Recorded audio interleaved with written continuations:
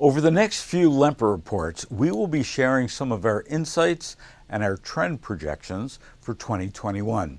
Today, we're going to continue our report on staying healthy and well, which is probably the most important aspect of what we're going to see next year. The International Food Information Council's 2020 Food and Health Survey find that supermarket COVID-era objectives are aligned. Building trust and help stressed households achieve their wellness goals. 54% of consumers and 63% of those over 50 care more about the healthfulness of their food and choice beverages in 2020 than they did in 2010. No surprise there.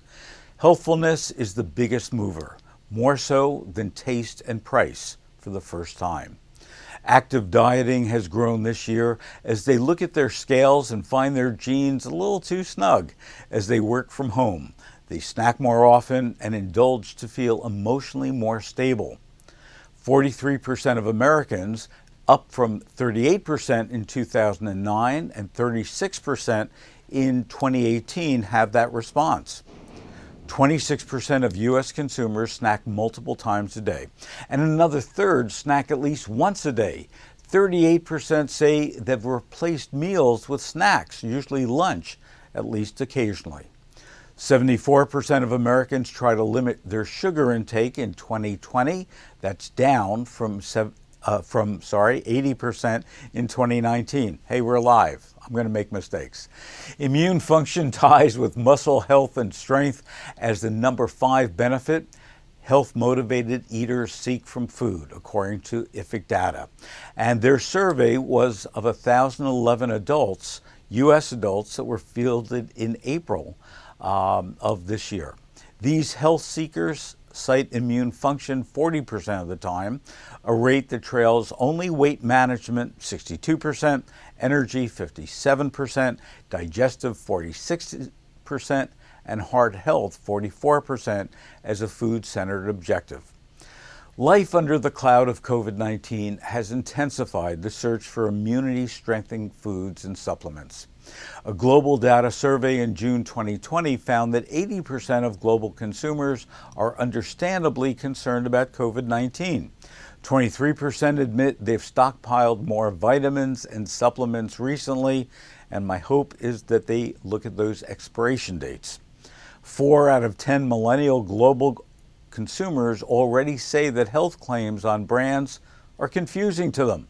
That according to global data. When we look at the foods and beverages that showed the largest percentage increases by volume and dollars, frankly, it's misleading due to the shortages that shoppers experience. We need to look holistically, not just at a snapshot in time that's predictive of the future. If we look at the fastest growing categories during the pandemic, according to Nielsen for the 20-week period ending July 20th, 2020, the number one product with an increase of 246% was oat milk, with over $100 million in sales. Now, don't get me wrong, I actually like oat milk, even though my grandfather was a dairy farmer and milkman in New Jersey. But the reality is that a mere fraction of the volume and sales of cow's milk is oat milk. We have to be cautious. We have to be smart about being able to separate the long-term trends to the anomalies that were and are being created by the pandemic. Whether it be a result of consumers seeking out foods that they feel will help them fight COVID-19, make them stronger, make them more immune, or from the inefficiencies of the supply chain that force shoppers to select other alternatives than they normally would be feeding their families with. These are the important skills that we as marketers need to acquire. One thing for sure is that the pandemic has brought families together to eat together more, to communicate, spend more time together. The whole family meal structure is back. And the FMI, Family Meals effort, has long promoted the benefits to health and to society that the pandemic has given the effort more substance and reason to embrace. So, what do we know? Number one, eating together as a family helps kids have better self-esteem. They have more success in school. They have a lower risk of depression and substance use disorders. Number 2, kids that learn to cook eat healthier as adults. If they learn by ages 18 to 23, they eat more vegetables, they eat less fast foods, and more family meals a decade later. The third point, home preparation of more plant-based proteins such as dry beans and lentils, tofu, homemade veggie burgers are helping shoppers discover that good nutrition can be delicious. They could add their own spices to it and their own special ingredients.